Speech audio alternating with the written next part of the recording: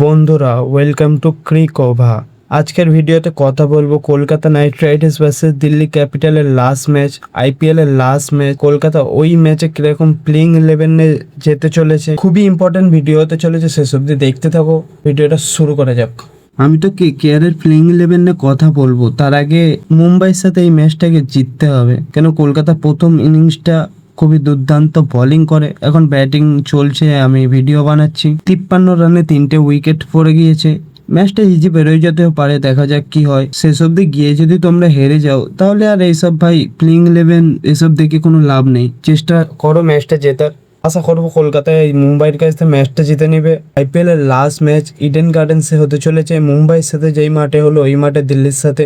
মুম্বাইয়ের সাথে যদি ম্যাচটা জিততে পারে তাহলে প্লে অফসের চান্স আরো বেড়ে যাবে। কেন রাজস্থানকে ভাই একটা ম্যাচ হারতে হবে, মুম্বাইয়ের সাথে একটা ম্যাচ হারলে, পাঞ্জাব যদি এলএসজির কাছে হেরে যায় আর কলকাতা যদি দিল্লির কাছে জিতে যায়, ভাই কেউ রুখতে পারবে না, কলকাতা কোয়ালিফাই যাচ্ছে। আবারও মুম্বাইয়ের সাথে ফিন আইল্যান্ড একটা দুর্দান্ত শুরুয়াত দিয়েছিল, কিন্তু ভাই আউট হয়ে গেল, কিছু করার নেই। ওখান দিয়ে মোমেন্টামটা ঘেটে গিয়েছে। এখনো খেলা দেখছি কি হয়।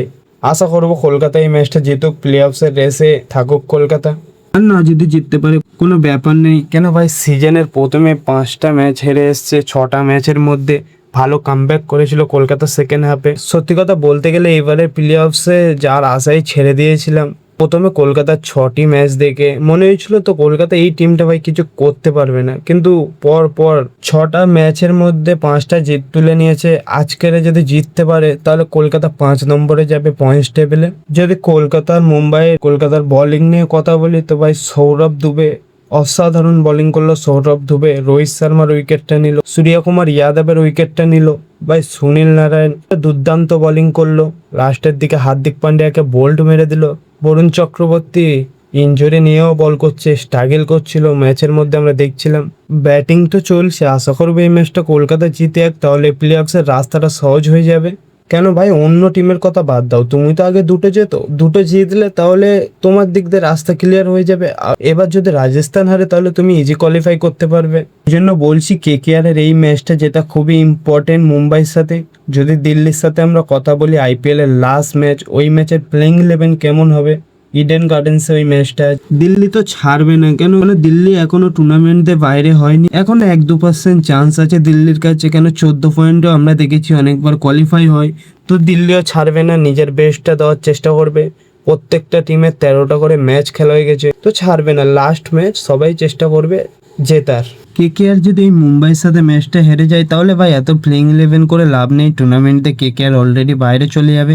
তো দিল্লির সাথে প্লেইং 11 বলতে গেলে আমি আজিঙ্কে রাহানের কাছে একটাই রিকোয়েস্ট করব, ভাই তুমি একটা ম্যাচ মিডলের দিকে খেলো। প্লেইং 11 বলতে গেলে আমি দেখতে চাই সুনীল নারায়ণের ফিন এলেন ওপেনিং, 3 অঙ্কুরিশ রঘুবংশী, 4 আজিঙ্কে রাহানে। ভাই আজিঙ্কে রাহানের তারে এই জায়গাটা পারফেক্ট বললে চলে। 5 মনীষ পান্ডে, 6 রিঙ্কু সিং, 7 অনুকূল রয়, 9 সৌরভ দুবে, 10 কার্তিক ত্যাগী, 11 বরুণ চক্রবর্তী। এরকম একটা প্লেইং 11 আমি দিল্লির সাথে দেখতে চাই। আর ইম্প্যাক্ট প্লেয়ার যদি ব্যাটিং এর দরকার পড়ে তো রকমেন পাওয়েল, আর যদি ব্যাটিং ভালো হয় তো বোলিং এর দরকার পড়লে মাতিসা পাতিরানা। ভাই এরকম একটা প্লেইং 11 যাক কলকাতা, কেন এটা ডুও ডাই ম্যাচ হতে চলেছে। কলকাতা ওই ম্যাচে এরকম প্লেইং 11 আশা করবো। আজকের ম্যাচ তো দেখছি না, ম্যাচ দেখতে দেখতে ভিডিও করছি। যদি এই ম্যাচটা যেতে তো আমি এই ভিডিওটা আপলোড করবো, নাহলে করবো না। কেন ভাই প্লেইং 11 কথা বললাম, এত কিছু কথা বললাম, আর যদি তোমরা হেরে যাও তাহলে তো টুর্নামেন্টে তোমরা অলরেডি বাইরে চলে গিয়েছো, তখন নতুন প্লেয়ারদেরকে সুযোগ দেবে, আরও নতুন যত প্লেয়ার আছে। তো ভিডিওটা খুবই ছোট ছিল, কেন এখন খেলা দেখছি তো তাই জন্য।